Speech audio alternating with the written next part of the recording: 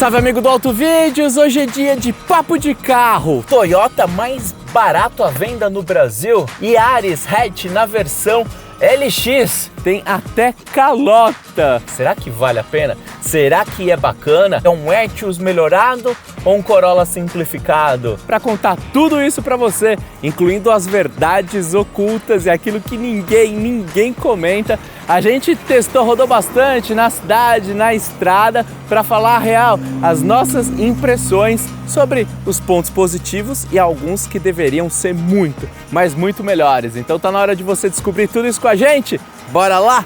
Vamos nessa!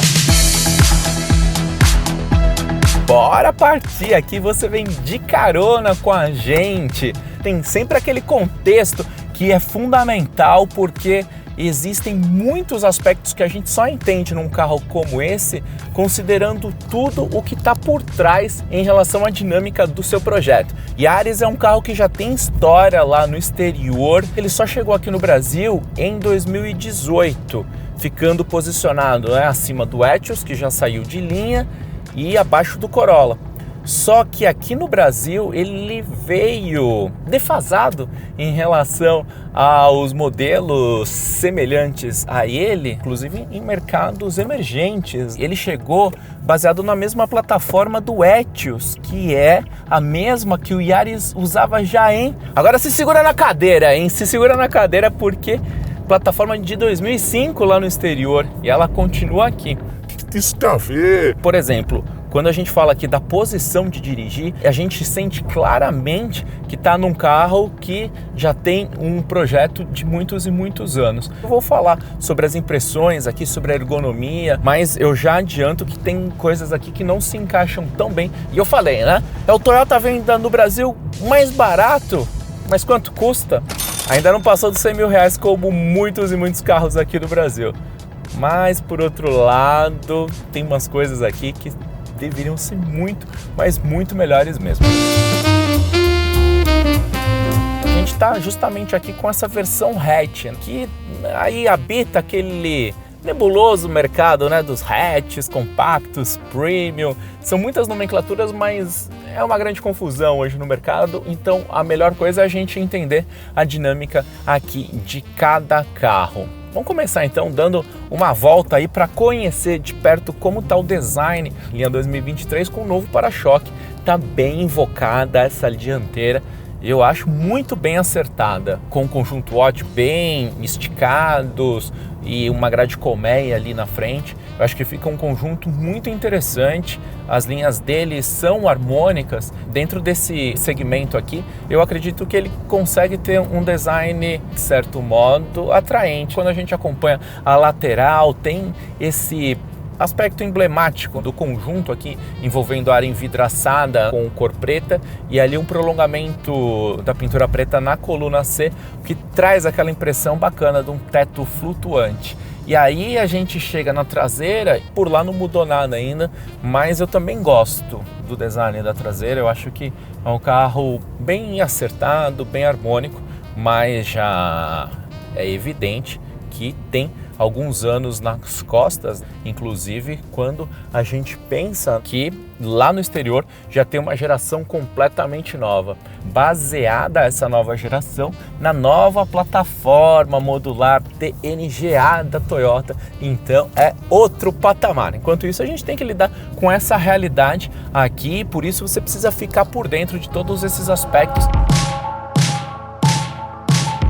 Novidades, pessoal, agora é importante lembrar que o Yaris chega apenas com motor 1.5, antigamente a gente tinha os 1.3 também, então agora deu uma melhoradinha aí, cerca de 110 cavalos quando abastecido com etanol e um torque na região dos 14,9. O motor está acoplado nessa transmissão CVT de 7 marchas simuladas, porque CVT, você já sabe, se não sabe, tem vídeo aqui com o Conrado Navarro explicando tudo sobre câmbios para você. É um motor que já tem alguns anos no mercado, mas conta com todo aquele aspecto da confiabilidade da Toyota.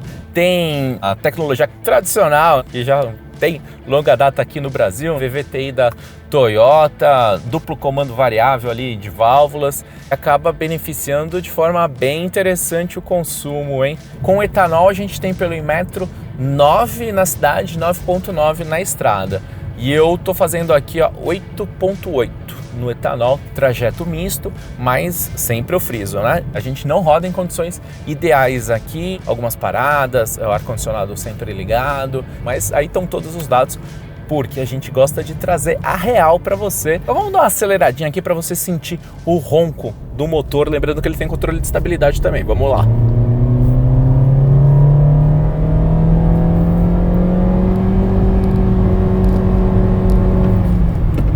Você viu só, às vezes aparecem algumas das marchas simuladas ali sendo trocadas, mas agora, pelo menos na minha percepção, foi só subindo aqui no estilo CVT tradicional mesmo, né? E o nível de ruído acaba ficando mais elevado quando a rotação sobe. E agora vamos falar mais como que é esse conjunto aí, anda bem, não anda?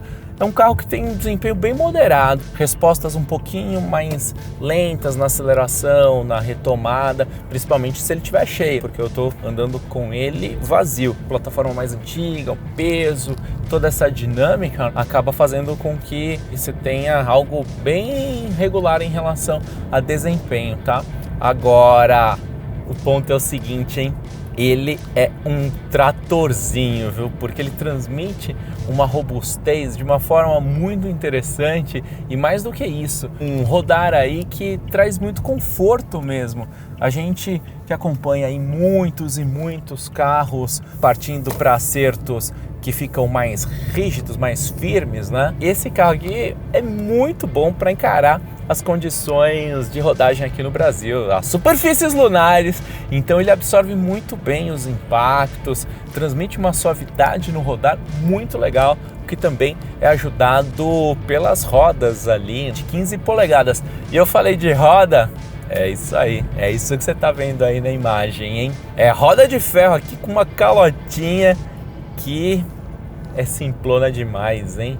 Acho ok a existência de roda de ferro em versões de entrada e tudo mais, cada pessoa acaba avaliando se isso é importante ou não, mas uma calotinha mais caprichada seria muito bem-vinda, porque o design do carro ainda é bacana e essa calota aqui é muito simples. Fica esse aspecto bastante delicado no modelo do ponto de vista estético, porque há outros fatores muito mais relevantes, é claro. Ele conta com direção elétrica, mas ela não é das mais leves, não. Ela tem assistência elétrica, mas acaba sendo, olha, pesada. Parece até em certos momentos que é hidráulica.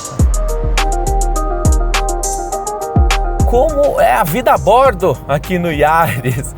E esse é um ponto que merece bastante atenção. A gente não encontra um cenário luminoso, maravilhoso, mas também não é algo catastrófico. É aquele padrão que acaba referenciando muitos dos veículos japoneses de estar ali posicionado sempre com uma nota acima de 6, 7 e na maioria dos quesitos. Aqui no Brasil, às vezes, a gente tem algumas exceções quanto a isso. Quando a gente vem aqui para o interior do Yaris, o desenho da porta é interessante, mas é muito plástico aqui, duro, e uma textura que não me agrada muito. E tudo preto, sem nenhuma variação, tem um tecido aqui no apoio de braço, nem um pouco empolgante.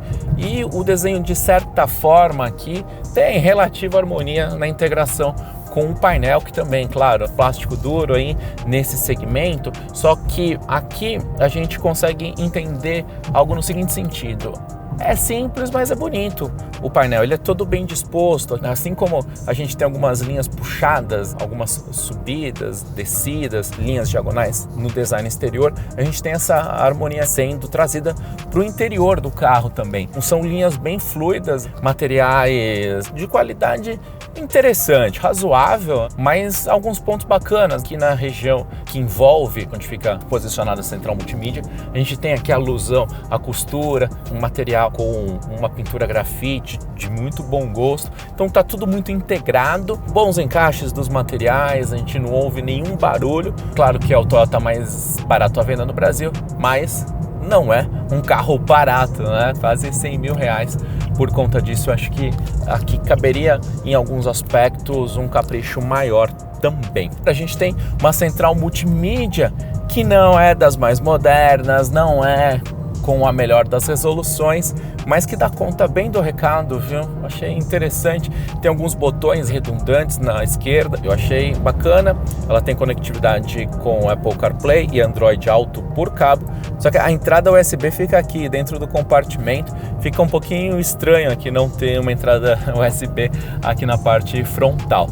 O ar-condicionado é analógico de uma zona, bancos de tecido e lá atrás espaço interessante, afinal de contas o entre-eixos é de 2,55, também o assoalho no banco de trás é plano, isso ajuda mesmo quem vai na quinta posição. E outra coisa que também merece destaque é o seguinte, né? É um carro que tem um package muito bem concebido, considerando as linhas de contorno e a distribuição dos espaços, porque aqui a gente tem um entre-eixos de 2,55, como eu falei, que dá esse espaço bacana para os ocupantes aí do banco traseiro, e também porta-malas de 310 litros.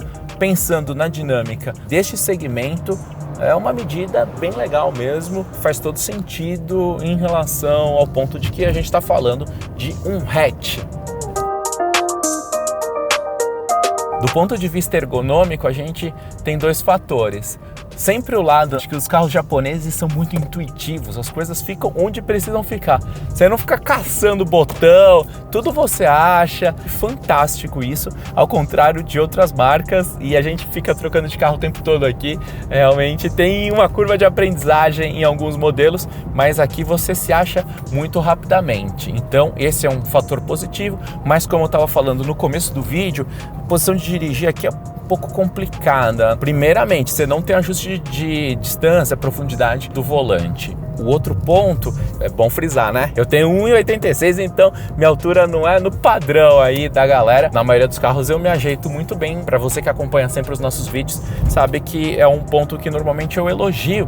Mas aqui, ó, por exemplo, a distância do volante pro apoio de braço, a coisa não fecha, não encaixa. A perna fica com um nível de inclinação que não é muito bacana, fica relativamente próxima do volante. O banco é um pouco curto, é algo que me desagrada. Os retrovisores poderiam ser um pouquinho maiores também, mas quando você começa a dirigir o carro, logo você se adapta a tudo. É bem interessante isso. Então, no aspecto geral, acaba sendo tranquilo, assim, de você se adaptar. Então agora vamos falar de segurança, assunto fundamental, importante. Aqui no Autovídeos a gente sempre levanta essa bandeira, e não é que o Yaris andou decepcionando no crash test do Latin NCAP? Olha só, hein? Tem muita gente que fala, não, é só comprar um carro de determinada marca, que aí é beleza, tá tudo certo, tá tudo tranquilo. Não, aqui no Brasil a gente prova e deixa sempre claro para você que em todas as marcas você precisa ter cuidado, às vezes com todos os modelos, às vezes com um ou outro. No último crash test, o Yaris teve apenas uma estrela de 5 possíveis, hein? Que coisa! Lá atrás, na época do lançamento, ele havia obtido 4 estrelas, mas houve evoluções no protocolo do Latin NCAP. São condições aí complicadas, né? Porque nesse último crash test foi detectada também uma certa instabilidade na zona de impacto relacionada à área dos pés. Houve abertura de porta no impacto lateral. É importante frisar que o modelo que foi testado é com apenas 2 airbags. Agora, um fator positivo, aqui no Brasil todos os Yaris contam com 7 airbags, inclusive para o joelho. Isso daí é um fator muito interessante, e essa ausência de airbags no modelo testado, que é o vendido também em outros países da América Latina, acabou contribuindo para essa nota ruim. De todo modo, o que acontece? No exterior a gente já tem plataforma modular, a gente já tem projeto mais moderno, enquanto aqui no Brasil a gente fica com essa versão aqui, com todo aquele contexto que eu falei no começo do vídeo. Tá vendo como o contexto conecta aqui e explica as coisas para você? Agora, uma coisa que faz muita falta aqui, e isso é totalmente incompreensível, é o lance de que ele não tem câmera de ré, e mais do que isso, não tem nem sensor É realmente algo muito estranho. Pegar um carro 2023 aí custando na faixa de 100 mil reais e não contar com esses componentes, chega a ser assustador. Agora, assustador mesmo é o cenário aqui dos preços dos carros no Brasil, como eu falei, para comprar, para manter. Normal, ficar na dúvida sobre qual carro comprar, novo ou usado. Para ajudar você que está passando por isso nesse momento, aqui a gente criou o Código dos Carros, a nossa série de vídeos com os 8 mapas completaços para você fazer o melhor negócio. Pensando em comprar um carro que se adeque bem ao seu perfil, às suas condições de uso, da sua família, de qualidade, seguro, de verdade e com custo-benefício real, não falso que tem por aí e acaba complicando demais. Além de tudo, você pode economizar de 3 a 30 mil reais em até 3 anos. Tá muito fácil. O que você precisa fazer? É só acessar o site códigodoscarros.com.br, porque você já garante o seu acesso agora. Então a gente se encontra lá. Depois disso tudo, eu quero saber a sua opinião. O que você acha do Yaris? É interessante? É bacana? Faltam muitas coisas? Ou ele já é um Toyota que acaba sendo uma opção interessante em termos de custo-benefício?